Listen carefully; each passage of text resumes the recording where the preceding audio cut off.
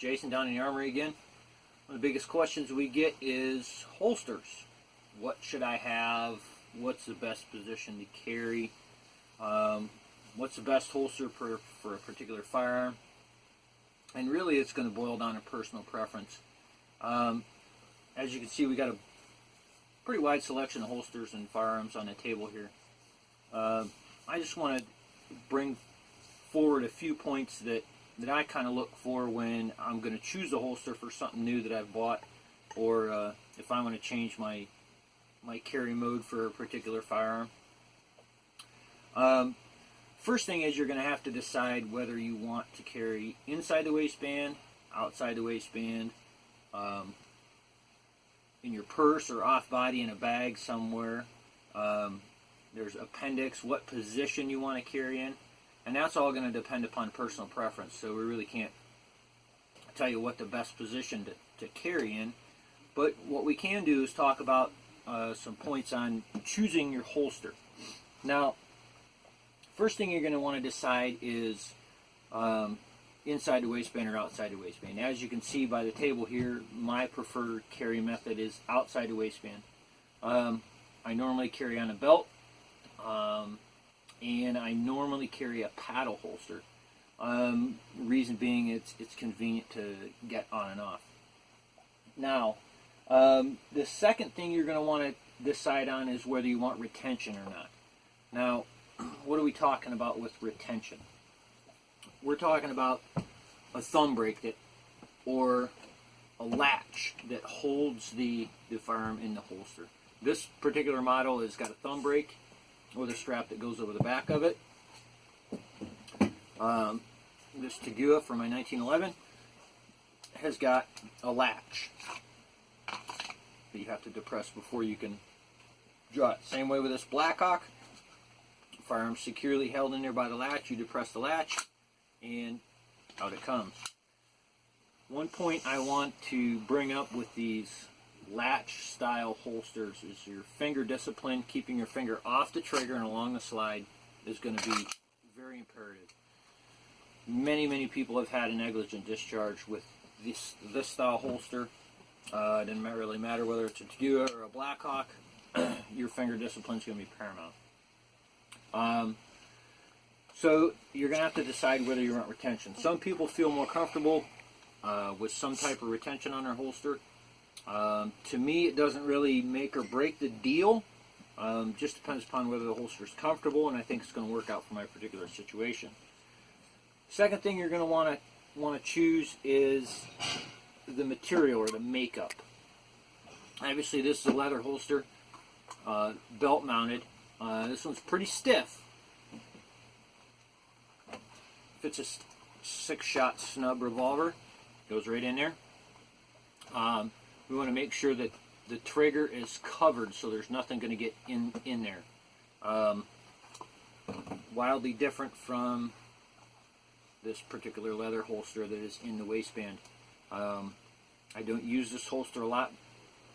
I have had it for a long time though. So you're going to want to, kind of choose your material. Now we get into holster selection, based on your firearm and your fit. So first thing you're going to want to make sure is that the firearm fits the holster. Okay, we've decided on our carry method. Going to be belt mounted. We've decided on which position, which is going to be strong side. Now we have our firearm. Now we want to decide on our holster. Take your firearm with you if you can to choose your holster. We use this Smith & Wesson M&P 22 as an example in this Phobos. Firearm fits the holster pretty well. Problem is the holster doesn't fit me. When I go to grab onto the firearm, I have to get my fingers in between the holster and the firearm, and there's not much room there. So you're going to want to make sure that you can get a secure grip. You took a look at the back side here. My thumb has got to be essentially on top of the holster. Now you come over to something like the Stealth Operator with the Taurus PT-111 in here. I can get a secure grip on that, The holster does not interfere with my grip. Take a look at the back side. We're good to go. Okay, so that's one thing you're going to want to really take a look at. Walther CCP, go to grab on. My fingers hit the inside of the holster. There really isn't enough room for me to get a good grip, and my thumb is impeded. So that's going to be essential, is your grip on the firearm while you're drawing. The Takua, pretty good. This Bianchi leather holster, real good.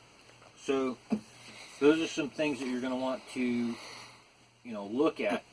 Does the firearm fit your grip? Does it fit your hand? People with smaller hands or larger hands or longer fingers, it's all going to make a difference on your holster selection. Okay, so the next thing you want to take a look at is your form of dress. Now, seems to be the running thought that smaller is better when it comes to concealed carry. When it comes to holsters, that is not always the case. For example, this 1911 in this holster, I can generally, under a decent cold weather coat, conceal this and nobody really knows. It's not too much of a problem for me. Now, where it gets to be a problem is when you flip it over, due to the weight, the size of the paddle. Okay, this would work way better if it was actually belt mounted. Conversely, if you take a look at the Blackhawk for your size of your paddles, the 1911 weighs almost twice what this SR9C does. Okay, but the paddle on the Blackhawk is almost twice as big as the paddle on the Takua. This holster is far more comfortable for long periods of time than the Takua is. Now, your Focuses, they're not too bad. You can see the paddle's pretty good. It's got a rubber inside lining here to kind of keep from digging into you. Generally, the bottom of the paddle, if you're using a paddle holster, is what digs into you. Our belt holsters, okay? As you can see, the belt loops on the holster are pretty wide.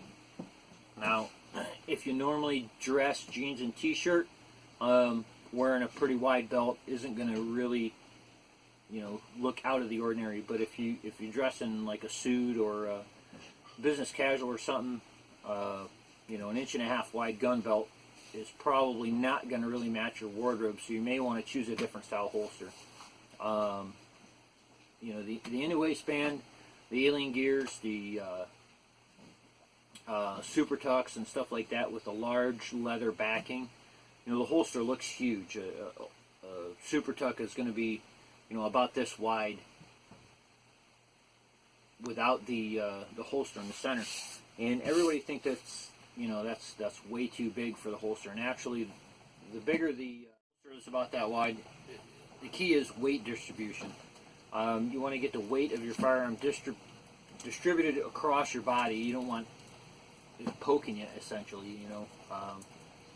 You got something that's really poking you, pushing on one spot on your body for a long period of time, and it's going to create, pressure point that's going to hurt.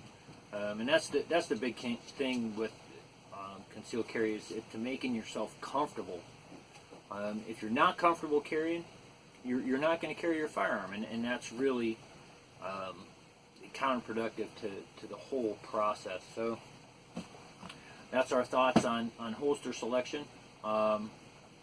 Big thing is make sure it's comfortable, get a good belt, and do your research on the holsters. There's a lot of different models out there. The task can kind of be pretty daunting. You can see the stuff that I like. I do have a couple in the waistband that I haven't got on a table, but that's my thoughts on it.